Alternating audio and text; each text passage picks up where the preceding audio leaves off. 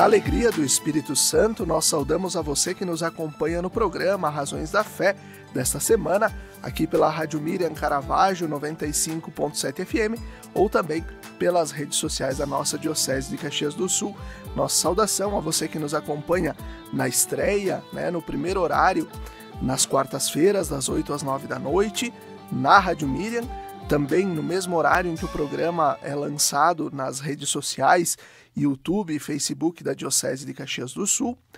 Também, então, na reprise, na Rádio Miriam Caravaggio, aos domingos, das 7 às 8 da manhã, e depois das 10 às 11 da noite, às 9 da manhã no Spotify da Rádio Miriam Caravaggio e também na TV Serra, canal 526 da NET, sempre nas segundas e terças-feiras.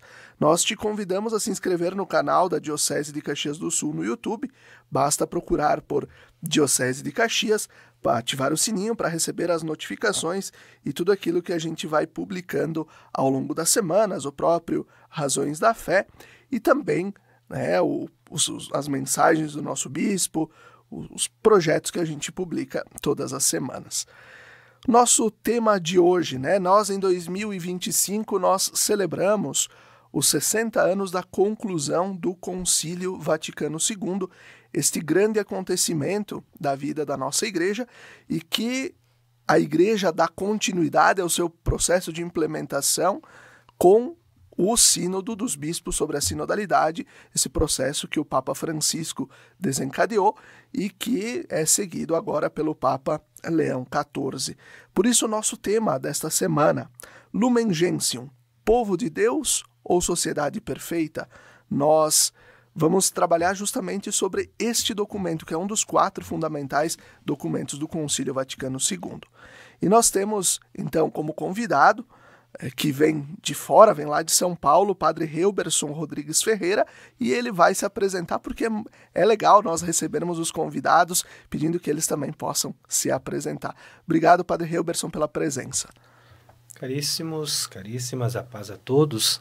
Eu sou Helberson Ferreira, sou religioso e presbítero missionário do Sagrado Coração, atualmente professor da Pontifícia Universidade Católica de São Paulo, a PUC, trabalhando junto àquele instituto, disciplinas ligadas à história, à eclesiologia, a pensamento teológico, a ética, enfim, são disciplinas que eu trabalho. Sou formado em história e teologia, sou formado como naturalmente precisa para ser sacerdote, formado em filosofia. Durante algum tempo estudei cultura e teologia judaica e também docência do ensino superior para poder exercer o ofício que hoje faço. E com muita alegria estou aqui na Diocese de Caxias do Sul para, de alguma maneira, ajudar a pensar esse evento que, sem dúvida, foi o maior evento da história da Igreja Católica no século XX e que ainda tem traços que respingam em nós até hoje. Muito bem, obrigado pela sua presença. E temos também como convidado alguém que já participa muitas vezes do nosso Razões da Fé, que é o padre Gustavo Predebon, padre da nossa Diocese de Caxias do Sul e que é vigário da paróquia Santa Catarina, em Caxias, e tem a missão de ser o assessor do setor diocesano da juventude. Padre Gustavo, obrigado pela presença. Olá, Felipe. Olá a todos também que nos acompanham nas diversas plataformas, Que bom que a gente está aqui juntos novamente para conversar sobre mais um tema muito importante, para a vida da nossa igreja. Perfeito. Eu começo com o padre Helberson. Padre, qual é o contexto e a importância que o Concílio Vaticano II, que todo esse grande acontecimento recolheu quando aconteceu, mas também que ele vem nos trazendo até os dias de hoje? Qual é esse grande contexto que ele nos traz para a Igreja no contexto atual? Eu gosto da expressão do Papa São João XXIII. Ele diz que o Concílio Vaticano II é uma flor de inesperada primavera e um novo Pentecostes para a Igreja. Então eu acho que essas duas expressões dele são fundamentais para entendermos o que significa o Vaticano II. Agora, como é comum em toda a perspectiva histórica, a gente tem que entender o contexto anterior ao evento, o evento em si e o desdobramento desse evento que que o sucedem, a aplicação do Concílio Vaticano II. O Vaticano II, verdade seja dita, não surgiu, embora João XXIII tenha dito isso de forma inesperada. Ele é o ápice de todo um processo eclesiológico que nós vivíamos. A rigor, o Papa Pio XII já tinha considerado e tinha pedido ao cardeal Ottaviani que fizesse estudos sobre a possibilidade da celebração de um concílio. Mas aí a gente tem que lembrar que no começo do século XX, nós temos movimentos que vão dando ensejo ao Concílio Vaticano II. Um movimento primeiro é o movimento bíblico. O Papa Leão XIII teve a prudentíssima opção de incentivar os estudos de Sagrada Escritura, incluso lançou uma encíclica sobre o estudo da Sagrada Escritura e favoreceu que, em oposição ao que Pio IX fazia, pudéssemos nos apropriar de métodos chamados métodos históricos críticos de leitura da Bíblia, né? O padre Gustavo, daqui a pouco vai ser especialista, já conhece muito a Sagrada Escritura, então entende que o movimento bíblico e essa redescoberta da Sagrada Escritura, de alguma maneira favoreceu com que a Igreja pudesse se aproximar de uma imagem que poderia ter de si. Então, o Vaticano II, de alguma maneira, com essa abertura, a partir do final do século XIX, começo do século XX, abriu-se à Sagrada Escritura. Essa ideia vem acompanhada de uma outra ideia, de um outro movimento, chamado movimento litúrgico. O que era o movimento litúrgico? Era um buscar das fontes da liturgia católica.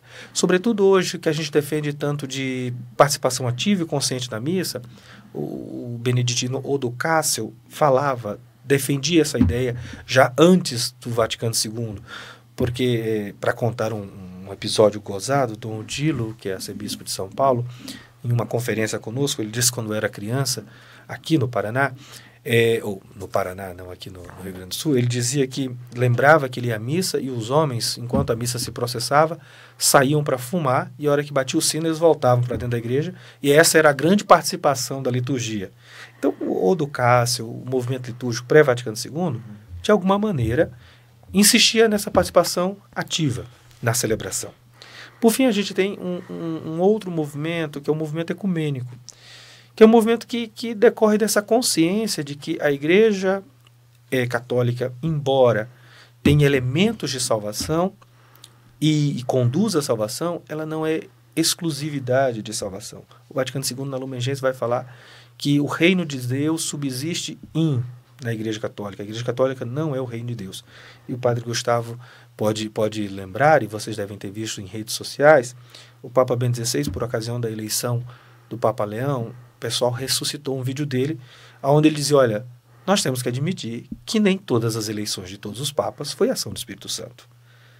O Espírito Santo deu liberdade para que os homens fizessem. E, por exemplo, a gente vai lá na família Médici, nos papas, nos Alexandres, eles foram terrivelmente nocivos para a igreja, fizeram muito mal para a igreja. Então, o Espírito Santo, de alguma maneira, dá liberdade para os seres humanos e ele se manifesta em todas as culturas, em todas as tradições religiosas, que também, de alguma maneira, oferecem elementos de salvação. De modo que esses três movimentos, associados ainda a um outro movimento chamado movimento teológico, vão dar força para o concílio, para as vésperas do Concílio Vaticano II, né? Então, assim começa a pré-história do Concílio Vaticano II. E aí João XXIII, que era um papa, diferente do que o pessoal costuma rotular João XXIII, que era um homem libertador e um homem anti-tradição. João XXIII, quando foi eleito, cercava-se a ele comentários de que ele não era um homem muito avançado, né? Inclusive, falavam que ele ia pedir aos padres a obrigatoriedade da volta do Saturno, né? Que é o chapéu que os padres usam, né? E usavam antes do Concílio Vaticano II, hoje alguns usam, mas não é como regra, é como exceção. De modo que João XXIII era tido, de alguma maneira, nessa perspectiva. Mas quando ele foi eleito, ele se abriu também ao Espírito Santo, né? Diziam que ele ia ser um papa de transição. O cardeal Leme, que foi arcebispo do Rio de Janeiro e que foi o grande homem da ação católica, dizia que João XXIII, como qualquer outro João, teria um pontificado curto. De modo que João XXIII não foi de um pontificado curto, sobretudo porque ele substituía Pio XII, foi um pontificado curto, mas foi um pontificado marcante.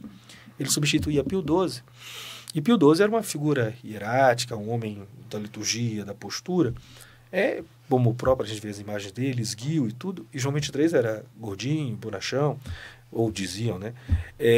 De modo que ele se abriu, escutou o Espírito e disse, olha, eu vou convocar um concílio, eu vou pedir um sínodo para a Igreja de Roma e a atualização do Código de Direito Canônico.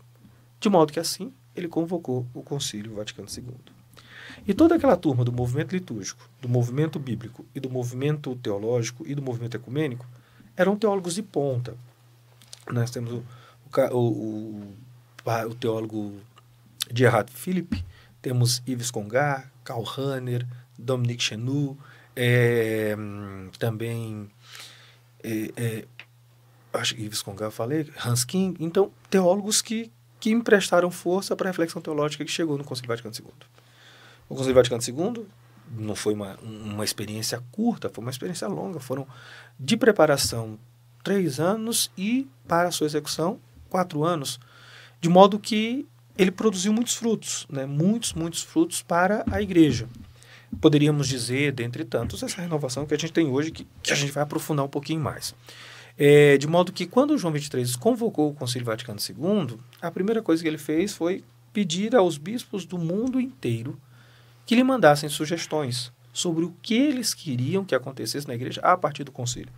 O concílio, portanto, é feito a partir das opiniões, das ideias, das teses, das propostas de muitos bispos.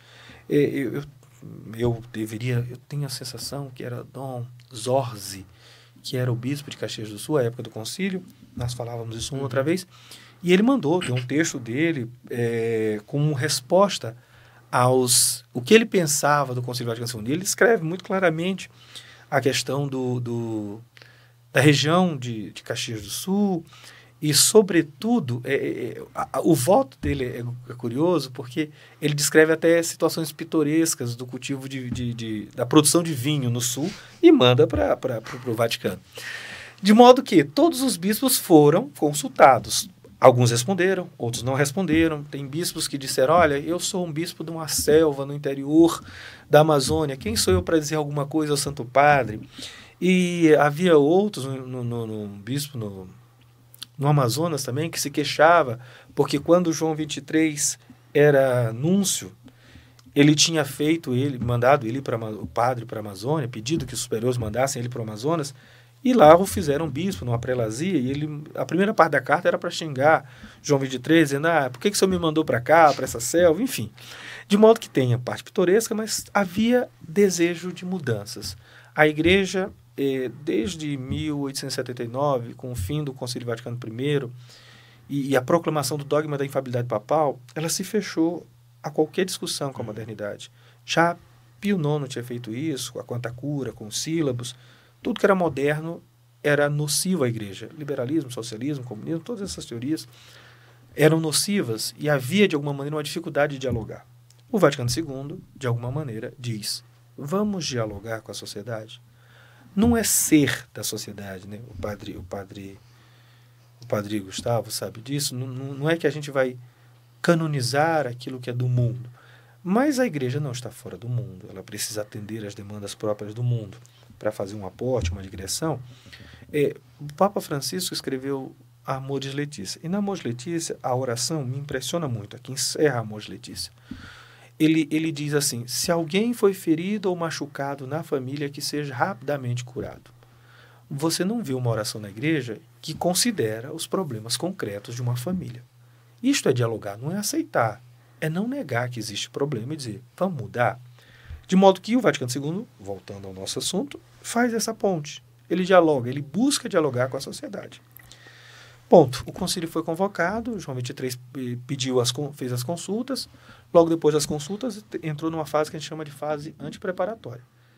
Padre, isso vai me ajudando em qualquer coisa que eu... Não, mas o senhor é especialista.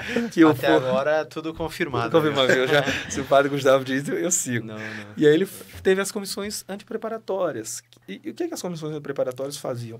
Eram 10 comissões que tinham a missão, de alguma maneira, de ajudar na preparação do concílio. Eles coligiram todas essas respostas e tornaram documentos. havia uma comissão central e havia uma comissão teológica. Todos os documentos passavam das comissões dos religiosos, dos leigos, da hierarquia, das igrejas particulares, enfim, várias, passavam pela comissão teológica para ver se tinha respaldo teológico e iam para a comissão central. De modo que havia, véspera do concílio, quase que 70 esquemas preparatórios. O Concílio Vaticano II, de alguma maneira, os bispos viriam para confirmar esses documentos. No meio da preparação, alguns curiais diziam a João XXIII que o concílio não sairia, a partir de 59, em menos de 5 anos de preparação. Ele disse, não, esse concílio vai sair e sairá logo. Eu dou 2 anos para que vocês façam. E assim foi, e providencial, porque ele pôde abrir o Concílio Vaticano II em 62. Eu posso fazer um questionamento, Padre Hilberson. Não questionamento, na verdade, é algo que eu li, sempre se comentou muito, é que, de fato, a comissão central da Cúria, ela pensava assim, bom, os bispos vêm, votam, quando abrir vai terminar tudo em 1 ano, digamos assim, tudo vai acabar assim, vai ser meio rápido a coisa, né? E, pelo contrário, a história mostra que foram 4 anos, né? E teve muitas emendas, muitas discussões e tal, né? Então, quer dizer, os bispos do mundo inteiro, quando chegam lá, eles dizem, opa, peraí, a gente tem que discutir mais, tem que aprofundar. Pode explicar para nós isso também? Isso acontece logo no primeiro período, e vale a pena só fazer um aporte, porque quando João XXIII abre o Concílio Vaticano II, a Basílica de São Pedro, as colunatas de Bernini, de alguma maneira, elas testemunham a pluralidade da igreja. A cerimônia de abertura, tem no YouTube vídeos, foi um evento. Os bispos ficam, tem o diário de Yves Congar, que ele diz que os bispos ficaram surpresos com a pluralidade da igreja, que eles mesmos não conheciam. Cada bispo vivia no seu mundo e conhecia a sua própria igreja. E ali na abertura, João XXIII faz um discurso que é lapidar. Ele diz, olha, nós precisamos de uma igreja. Francisco retomou isso no ano da misericórdia, mais dado ao remédio da misericórdia do que da condenação. O Concílio Vaticano II, portanto, ele não vai ser um concílio para condenar ninguém. Vai ser um concílio para fazer, como ficou popular depois, adornamento. E aí, quando o concílio iniciou, muitos cardeais, Pierre Lénard e Desmet, foram basilares para uma mudança, uma guinada no rumo do Concílio Vaticano II. Porque João XXIII falava de liberdade dos bispos para dizerem o que quiserem, como quiserem, para o futuro da igreja. E aí a Cúria Romana tinha esquemas prontos. Era votar e voltar, como dizia o padre Gustavo. Votar e voltar, boa expressão. Voltar e voltar. De modo que, o que acontece? Nas primeiras sessões, eles tinham que votar os bispos para as comissões. E os bispos disseram, nós não nos conhecemos, como nós vamos votar? E aí, na liberdade que João XXIII tinha dado, eles pediram tempo para conversar entre eles, para só daí em diante votarem. E essa mesma liberdade impregnou todo o concílio. De modo que esses documentos, muitos deles foram rechaçados. Por exemplo, a Lumen Gentium, que a gente vai aprofundar daqui a pouco, um pouco mais, ela tinha um esquema próprio, com uns 10 pontos, e mais um arquivo à parte para falar sobre a Virgem Maria, chamava-se De Ecclesia, e um sobre a Virgem Maria. Ele tinha uma perspectiva teológica muito engessada, e os bispos disseram, nós não aceitamos esse tipo de documento, nós temos liberdade, vamos debatê-lo. De modo que quase todos os documentos do Vaticano II, os que estavam preparados antes, que eles chamavam de esquemas, foram rechaçados.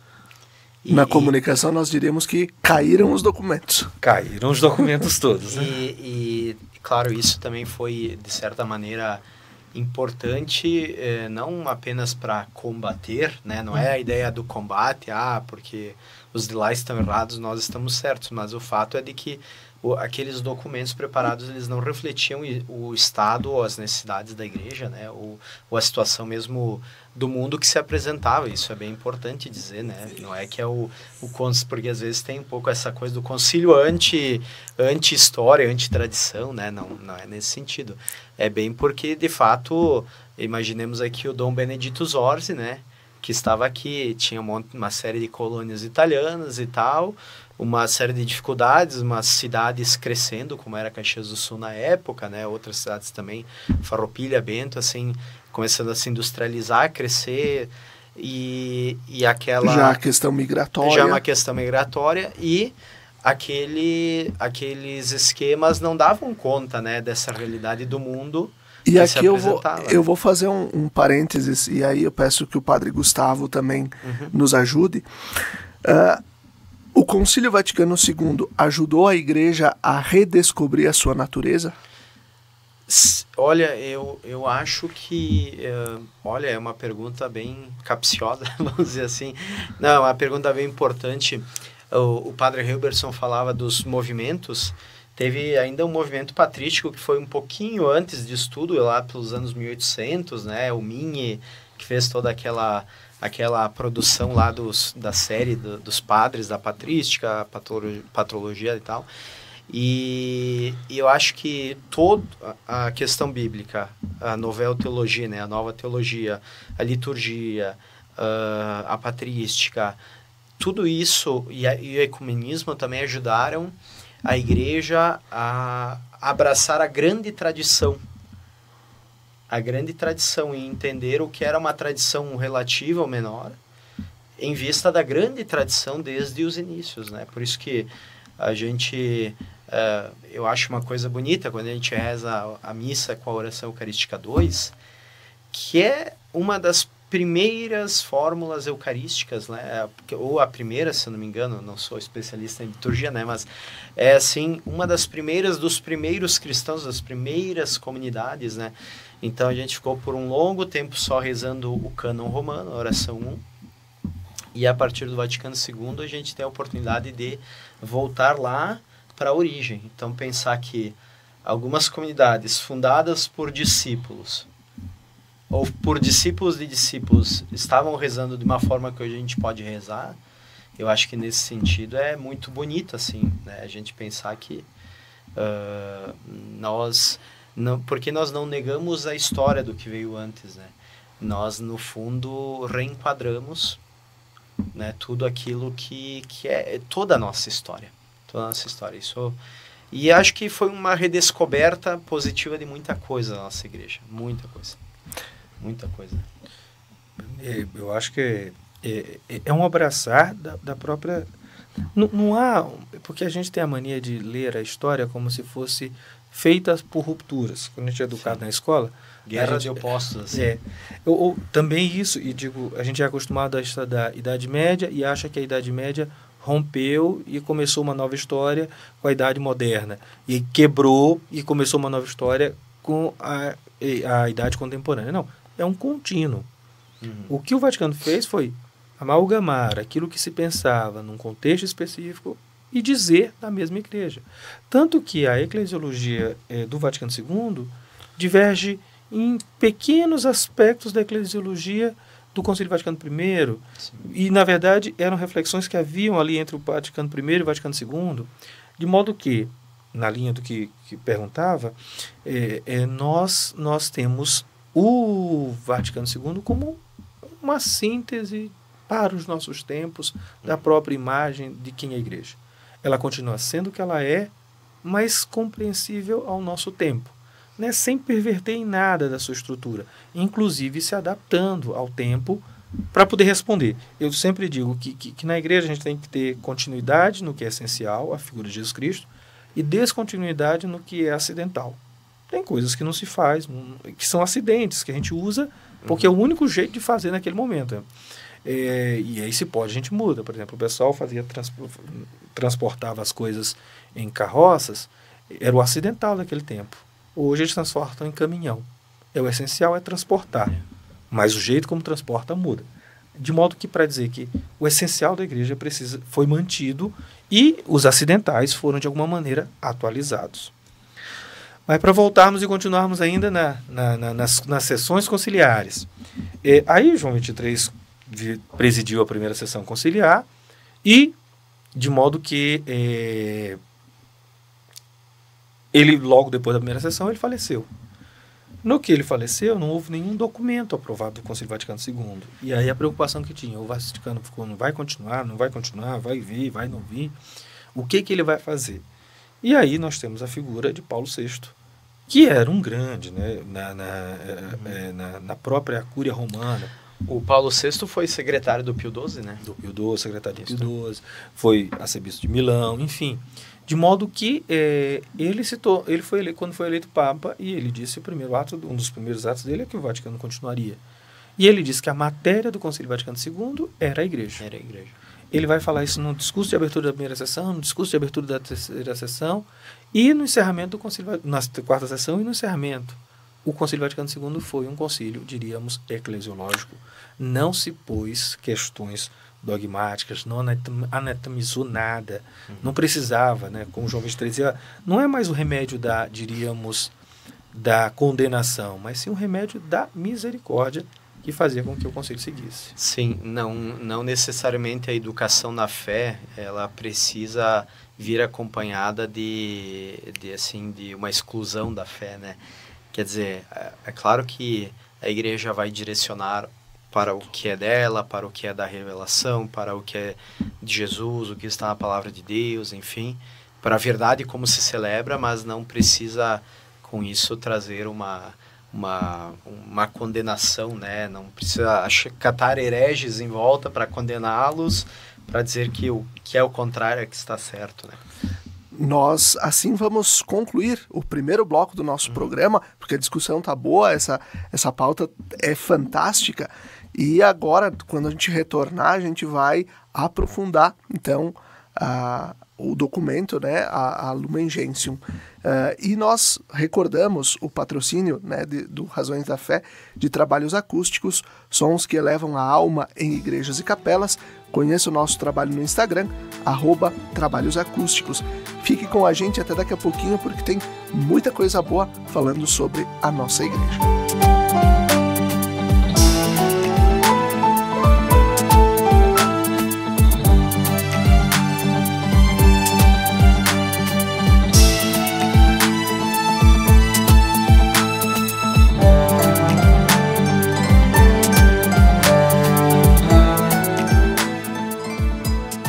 Estamos de volta com o segundo bloco do nosso programa Razões da Fé nesta semana, aqui pela Rádio Miriam Caravaggio 95.7 FM e também pelas redes sociais da nossa Diocese de Caxias do Sul. Obrigado a você pela sua audiência e pela sua companhia. Você deve ter percebido que o nosso primeiro bloco foi um pouco mais longo, porque a reflexão está muito boa, tá de um jeito assim que nos envolve para discutir, para entender um pouco mais sobre a história da igreja e sobre aquilo que marcou e marca a igreja ainda hoje, marcou no século passado e marca ainda hoje, que é o Concílio Vaticano II. Nós estamos tratando da Lumen Gentium, que é um dos 4 principais documentos deste concílio. Nosso tema de hoje, Lumen Gentium, povo de Deus ou sociedade perfeita? E nós temos como convidados aqui no estúdio da Rádio Miriam, então, o padre Reuberson Rodrigues Ferreira, que é professor da PUC de São Paulo, e o padre Gustavo Predebon, que é o assessor da juventude aqui na nossa diocese. Padre Reuberson, então, no primeiro bloco, falamos sobre o contexto do Concílio Vaticano II, por que foi realizado, quem provocou, como aconteceu. Agora vamos entrar diretamente no documento, na Lumen Gentium. O que compõe, quais são os elementos principais que aparecem, que compõem esse documento, que é um dos 4 fundamentais do Concílio Vaticano II? O Concílio Vaticano II, ele aprovou 16 textos, dentre esses 16, 4 constituições. Dentre elas, 2 constituições dogmáticas, a Lumen Gentium e a Dei Verbo. Temos uma constituição pastoral, a Gaudium et Spes, e uma constituição, também não seria dogmática, a Constituição Dogmática é a Sacração do Concílio, que também traz elementos para a compreensão de teologia, da liturgia. A Constituição Lumen Gentium foi um projeto dos padres conciliares. Eles queriam uma proposta sobre a igreja, sobretudo nas consultas, queria que se concluísse as reflexões do Concílio Vaticano I sobre a Igreja. De modo que a Igreja e a reflexão sobre a Igreja se tornou o mote do Concílio Vaticano II. Como dito na primeira parte desse nosso podcast, os padres consultados disseram que a reflexão sobre a Igreja precisava aparecer. Apareceram então duas propostas de esquema sobre a Igreja, um sobre a Igreja da Eclésia e um sobre a Virgem Maria, que era da Comissão Teológica que estava ligada à reflexão sobre a Igreja. Esse documento foi muito questionado porque ele apresentava uma visão juridicista, hierárquica, não de comunhão sobre a própria Igreja. Isto era fruto daquilo que foi enunciado, que é o tema desse nosso podcast, a ideia de que a Igreja, desde o fim do Império Romano e do Sacro Império Germânico, ela foi configurada como uma instituição hierárquica. Era a teoria dos dois gládios, dos dois poderes, o poder civil e o poder temporal. Mas sobre o poder civil e o poder temporal, quem tinha a regência era o Papa. Então afirmava-se a autoridade do Papa sobre toda a autoridade civil, afirmava-se a autoridade do Papa sobre todos os outros bispos. O Papa era o monarca, o grande monarca. Porque é o maior monarca. É um modelo de cristandade, né? O cristianismo era a grande sociedade e, por consequência, a sociedade perfeita. De modo que ela se tornava a sociedade perfeita e, ao mesmo tempo, por ser hierárquica, desigual. Havia o povo de Deus, os fiéis, né, as pessoas que participavam da igreja, e a hierarquia eclesiástica. Tanto que era comum que houvesse nas grandes famílias alguém que fosse membro da hierarquia eclesiástica para garantir a salvação da família. De modo que esta concepção de igreja vem do século V, VI até véspera do Concílio Vaticano II, com ligeira questão que atenuava.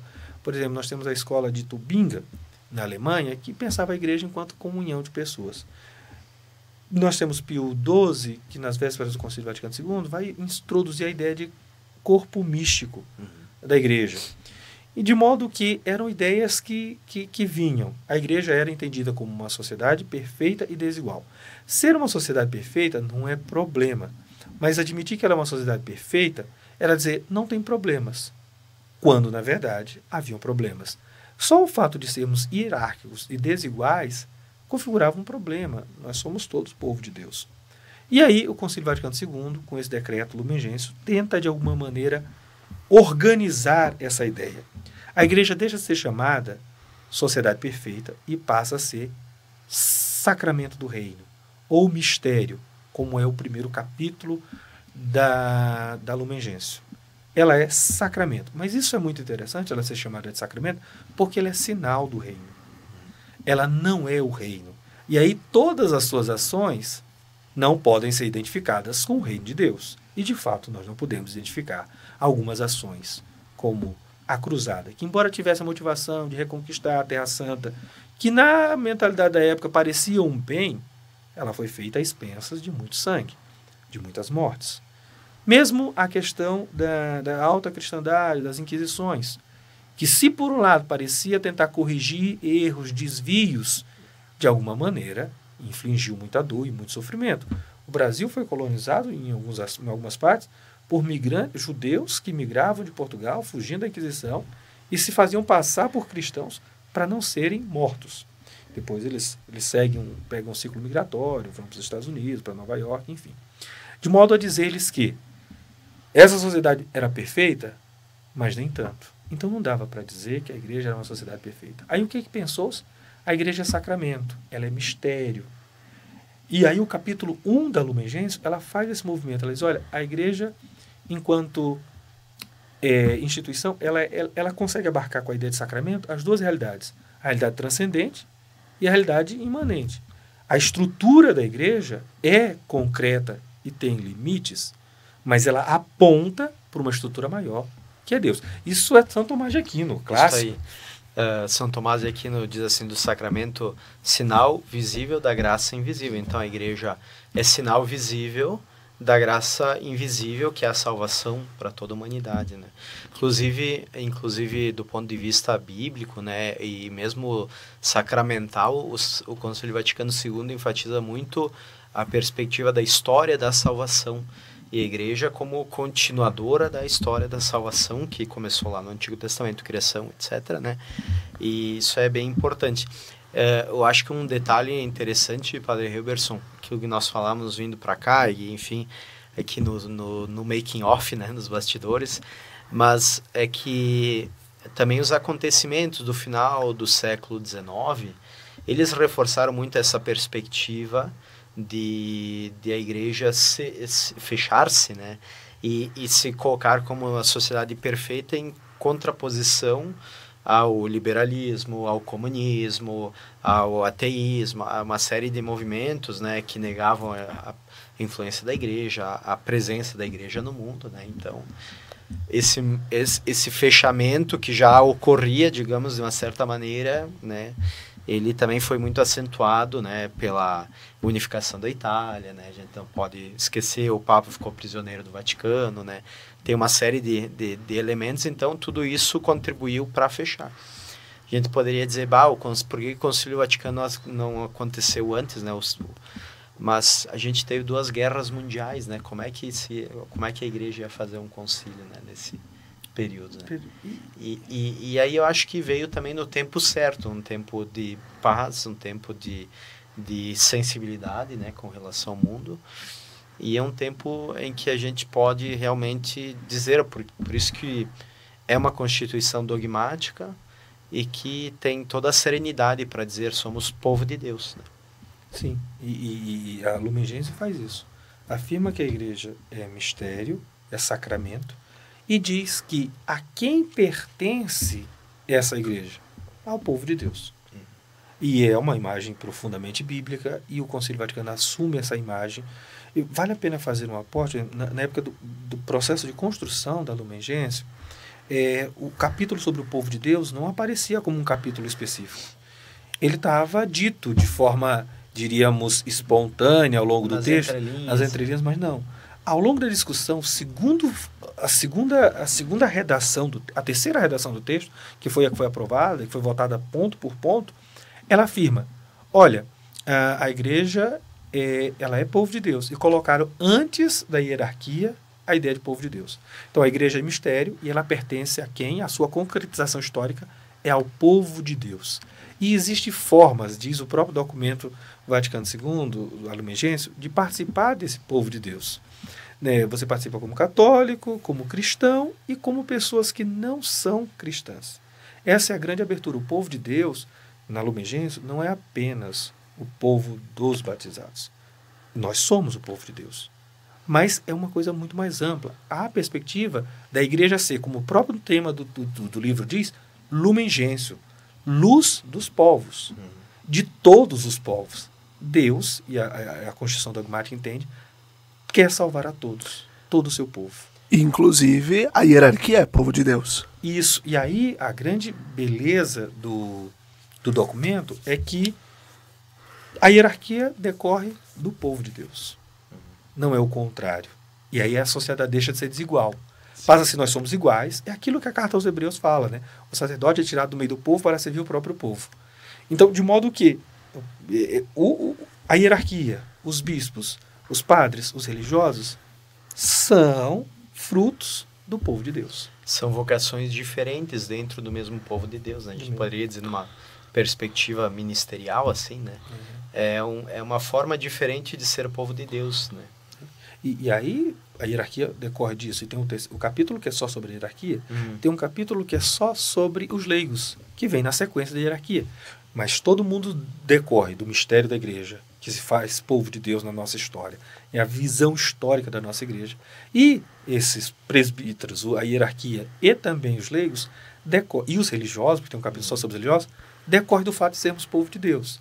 E aí a Lumen Gentium, ela encerra com 2 outros capítulos, que é um sobre a vocação escatológica da Igreja, né, para onde que a Igreja se destina, para o céu, a vocação à santidade, para onde se destina, e apresenta Maria como o modelo daquela que viveu essa vocação escatológica da igreja, a santidade, que se fez povo de Deus, que era leiga, enfim, mas que era membro do povo de Deus.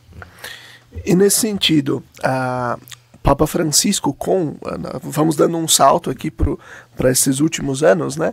Mas o Papa Francisco, com o processo sinodal, nos quis ajudar a retomar esta ideia de que somos povo de Deus e, ao mesmo tempo, redescobrir a dignidade do batismo, né? E a própria Lumen Gentium reforça isso.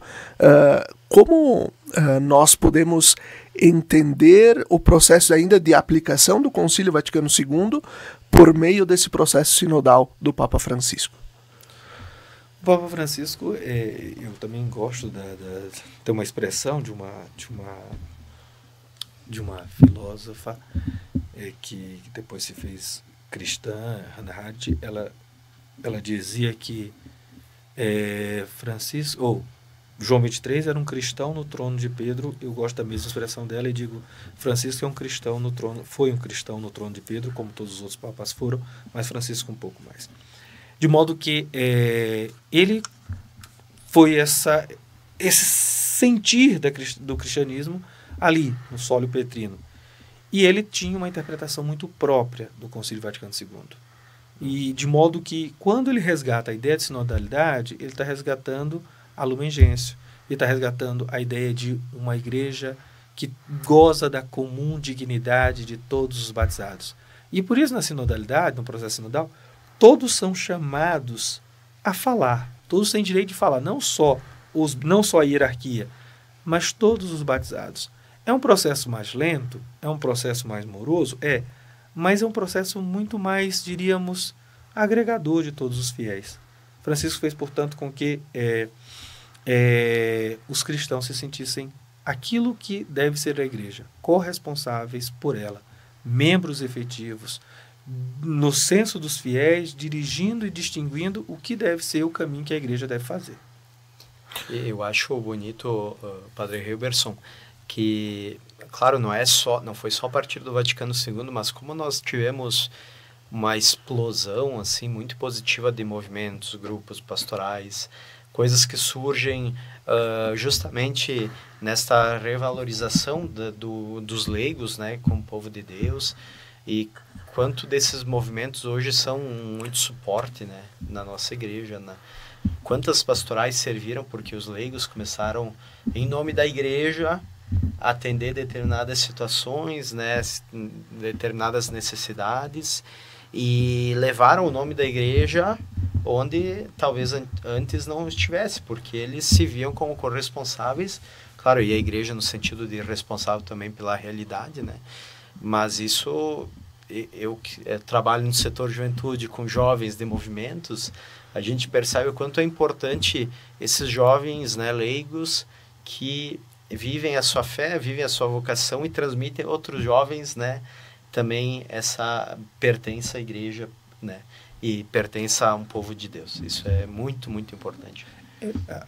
De alguma maneira, a Lumen Gentium nos dá a ideia de sentir com a igreja, né? Uhum. Sentir com a eclésia. Nós somos a igreja, não aquela oposição clero-leigo que era muito claro, né? A igreja é coisa de padre. Uhum. Não, a igreja é coisa do povo de Deus. Ela surge como concretização histórica do povo de Deus. Então, nós somos o povo de Deus, com ministérios distintos, com funções carismáticas distintas, mas nós somos o povo de Deus. Eu acho que nesse sentido, duas figuras que agora a gente contempla na sua canonização, o Pierre Georges Frassati e o Carlos Acutis, como são expressões de pessoas que se sentiram igreja, dessa comum dignidade, e viveram o seu carisma e foram igreja sem necessariamente serem membros da hierarquia. Ou sacerdotes. Ou sacerdotes. Então, é o modelo clássico de um cristão à luz da Lumen Gentium. É alguém que sente-se igreja, alguém que faz parte do povo de Deus, que tem dons carismáticos, que vive o seu sacerdócio, que a gente chama o sacerdócio comum dos fiéis, e testemunha. Então, não é que a Lumen Gentium operou alguma, diríamos, perversão na compreensão de igreja. Muito pelo contrário, ela nos relembrou aquilo que a gente é. Somos igreja, antes de tudo. E aqui, né, justamente, eu fiz essa pergunta sobre a questão do processo sinodal, porque a Lumen Gentium nos pontua, nos coloca sobre o sensus fidei fidelium, né, o senso da fé do povo, de que a igreja, na sua unidade, ela não erra, né? E estamos nesse processo em que Francisco deu início e Leão deu todas as indicativas de que o processo vai continuar, né? E que são leigos, é o que falávamos há pouco, homens e mulheres que se sentem igreja, que estavam reunidos para escutarem-se a si próprios, escutar o Espírito, para também apontar caminhos para o futuro da igreja. Nesse sentido, como a Lumen Gentium, ela corroborou e possibilitou de que nós chegássemos a esse contexto atual de um processo de sínodo que escutou o mundo inteiro. É a interpretação de Francisco do Concílio, né? O consenso dos fiéis, ou o senso fidelio, em matéria de fé, ele não erra. O cristão não se engana em matéria de fé, mas essa matéria de fé não pode ser particularizada, porque senão o senso fidei a gente junta 50 pessoas e acreditam numa coisa e aí vão achar que isto seja a verdade da fé, não. Mas é o consenso dos fiéis na igreja inteira, né? Não é simplesmente alguém que manobra 50 pessoas e acha que isso seja a igreja. Mas acho que a interpretação de Francisco do senso dos fiéis ajudou isso. Ele disse, olha, nós precisamos recobrar o lugar e o valor dos fiéis dentro do povo de Deus. Vale a pena dizer, e nós lembramos, aquela imagem clássica de Francisco pedindo a bênção ao povo de Deus, antes de dar a bênção, urbi et orbi, quando da sua posse, naquela noite de 13 de março de 2013. Ele fez um silêncio ensurdecedor com aquele povo e pediu a bênção. Porque, de alguma maneira, é um sinal simbólico de que ele crer no consenso dos fiéis. E mais ainda, Francisco cita a Lumen Gentium quando ele está citando a Lumen Gentium, mas ele está citando o movimento patrício, porque a Lumen Gentium recupera essa informação. Ele preside na caridade a igreja de Roma. Então, de modo que é uma coisa interessante a se dizer que Francisco recupera a eclesiologia do Concílio Vaticano II e diz, olha, nós somos povo, nós somos igreja, e nós podemos dizer para onde nós queremos que a igreja, de alguma maneira, caminhe. É verdade, não é assim, para evitarmos de pensar que pode ter um grupo de colisão que pode dominar a igreja. O discernimento também é feito depois do povo, através dos pastores, que são membros do povo de Deus, e que têm a missão de zelar pela fé. Tanto que... Inclusive, o documento final do sínodo pontua isso, que a autoridade do bispo, ela é justamente aquele que preside o povo na caridade. Né? Não é preterida. O bispo continua na função de bispo, mas ele ajuda no discernimento. Enfim, de modo que Francisco fez isso, recuperou a nossa... Francisco deu, mais uma vez, não que os outros papas não tivessem feito, mas Francisco, nesses últimos tempos, que é a história mais recente nossa, potencializou isso de maneira muito clara. E eu me lembro que o número 8 e número 9 de Lumen Gentium, né, eles, para mim, eu gosto muito, são muito especiais, porque uma fala do sacerdócio que está a serviço, né, o sacerdócio ministerial, como o meu, o seu, né, ele está a serviço para que o povo de Deus viva o seu sacerdócio comum. Então, nesse sentido é que o papel a gente chama da hierarquia, né, padres, bispos e diáconos, ele é um papel de ajudar o povo de Deus a viver o seu sacerdócio, a se posicionar, a se colocar, a colocar as suas necessidades, né? E acho que nesse sentido